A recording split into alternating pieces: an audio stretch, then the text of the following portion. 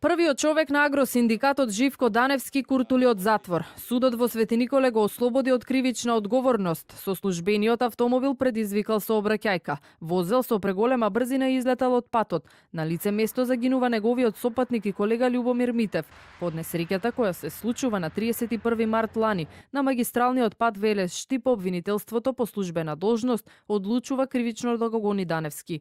Му дава статус на обвинет за тешки дела против безбедноста на луѓето и имотот во сообраќајот.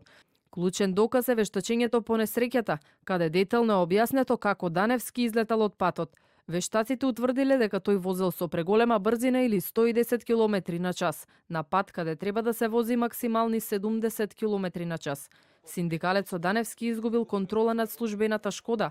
Друг автомобил не учествувал во незгодата, нотирале вештаците. Бил должен да ја прилагоди брзината спрема условите на патот, да се движи со брзина од 60 до 70 км на час, со која брзина би биле намалени последиците од сообраќајната незгода, односно не би дошло до превртување на возилото. Судиката Валентина Буревска од Свети Николскиот суд носи ослободителна пресуда за Даневски. Во одлуката образложила дека обвинителството не докажало вина кај синдикалецот.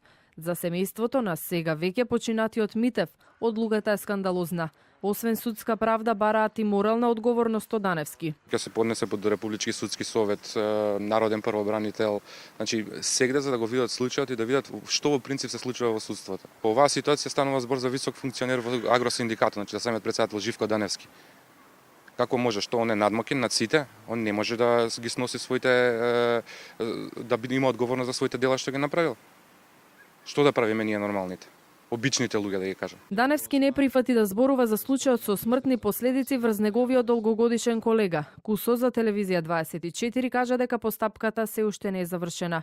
Одби да ни ги даде на увид службените белешки, патните налози и причината поради која тргнал на службено патување со неговиот правник.